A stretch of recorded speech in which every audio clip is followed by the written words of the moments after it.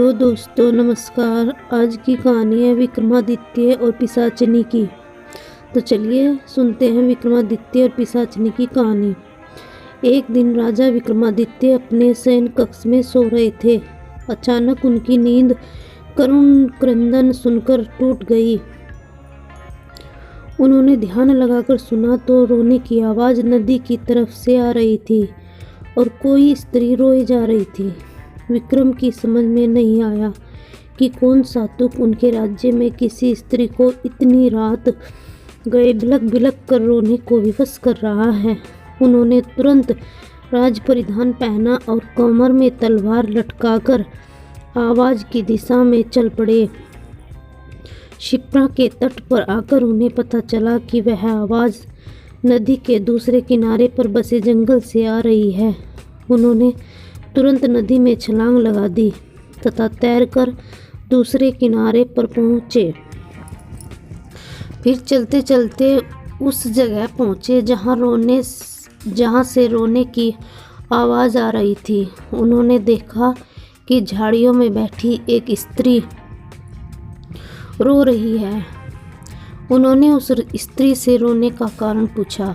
स्त्री ने कहा कि वह कई लोगों को अपनी व्यथा सुना चुकी है मगर कोई फ़ायदा नहीं हुआ।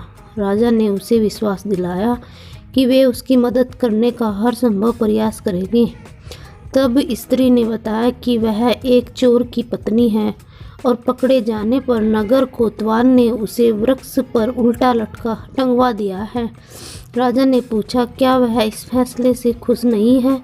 इस पर औरत ने कहा कि उसे फैसले पर कोई आपत्ति नहीं, लेकिन वह अपने पति को भूखा प्यासा रहे इसलिए वह उसे भोजन तथा पानी देना चाहती है। विक्रम ने पूछा कि अब तक उसने ऐसा किया क्यों नहीं? इस पर औरत बोली कि उसका पति इतनी ऊंचाई पर टंगा है वह है कि वह बगैर किसी की सहायता के उस तक नहीं पहुंच सकती और राजा के डर से कोई भी दंडित व्यक्ति की मदद को तैयार नहीं होता।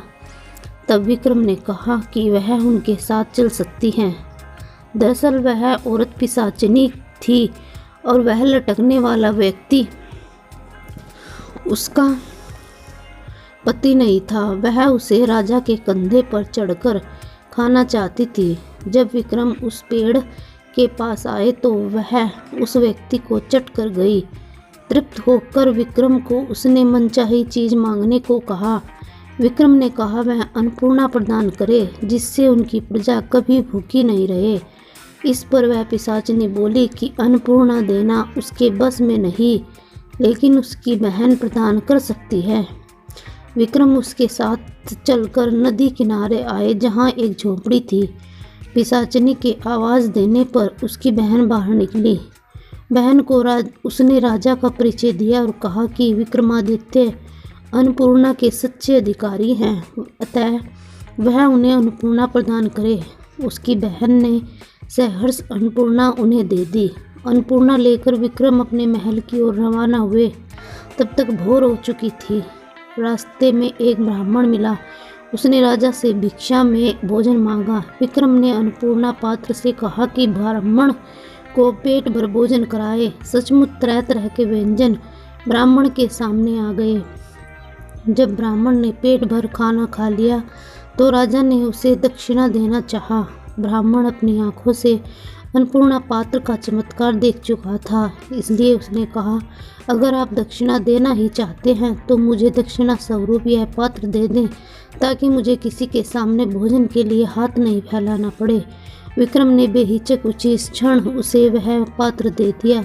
ब्राह्मण राजा को आशीर्वाद देकर चला गया और वे अपने महल लौट गए।